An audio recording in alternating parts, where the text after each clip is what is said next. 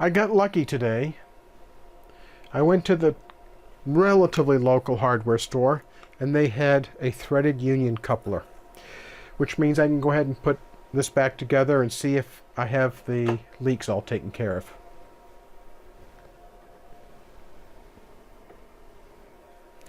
Now these couplers have an O-ring, and a lot of people don't do anything with those O-rings, but I use a gel that is intended for food safe environments,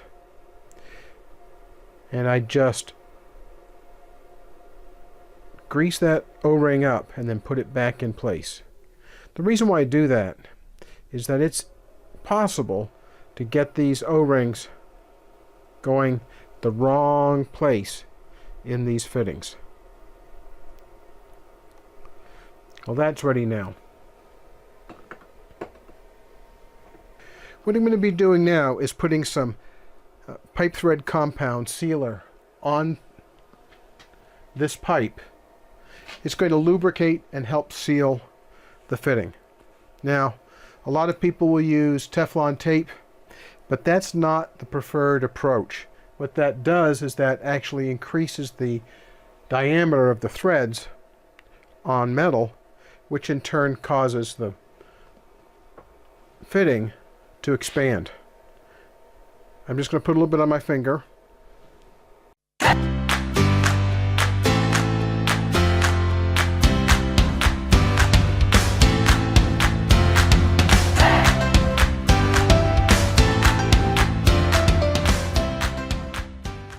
I've just applied the thread compound to the male pipe nipple.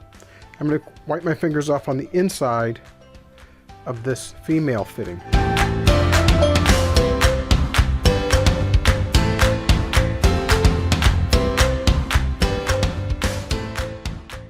That's going on easy. That thread compound also lubricates these threads and makes it easier to put the fitting on. It's going down just fine.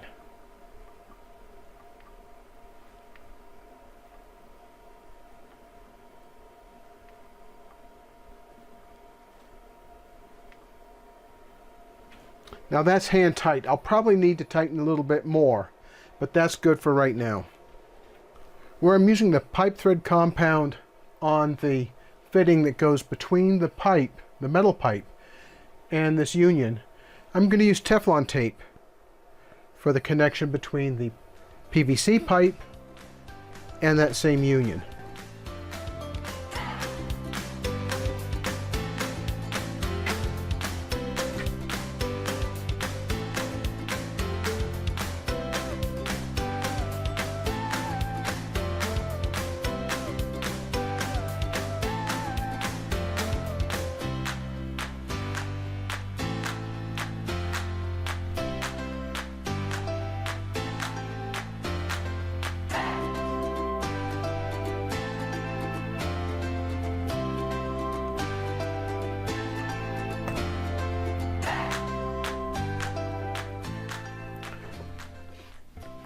One of the advantages of using Teflon tape on PVC fittings that go to another PVC fitting is that it lubricates both sides of the connection equally.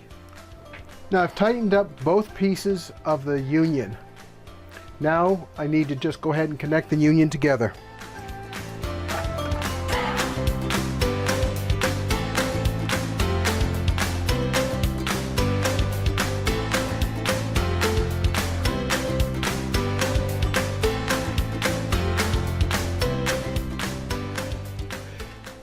That's hand tight, which should be enough. What I'm going to do is open this valve up here. What that will allow is water from my storage tanks to come down here and start filling the pump. I'll double check to make sure everything is tight.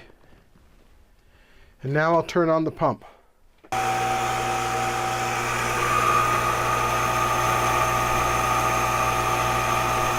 So far, the union's holding.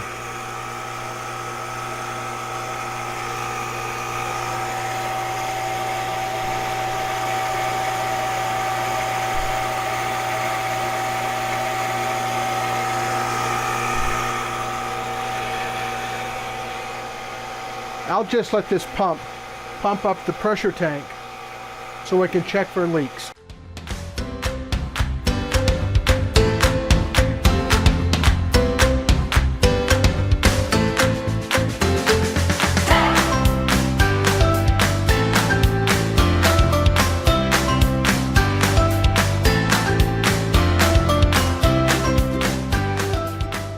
There you have it. A new union coupler put in place.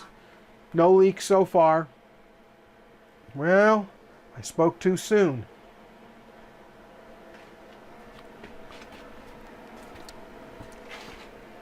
Well, I have a leak here. I'll have to deal with that a little bit later.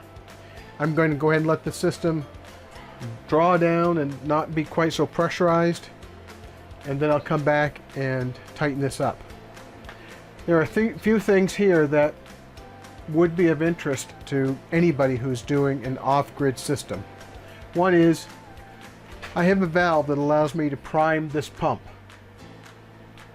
Now, because I'm on water tanks, I have a certain amount of head pressure that comes into the pump. Not a whole lot, especially when the tank is low, which it is right now. So, this allows me to get some water into the pump so they can be primed. I have a pressure gauge. The reason why I have a pressure gauge is when you're trying to diagnose a system, you can't do a whole lot if you don't know what's going on. And that pressure gauge allows me to tell what's going on. There's a whole series of shutoff valves in this system that allow me to route water different places. Whether it's to go into the water softener, or it's to go to the house, or out in the garden, I can shut individual things off if I need to, if there's a leak. Wish me luck with that last little connection. Thanks for watching.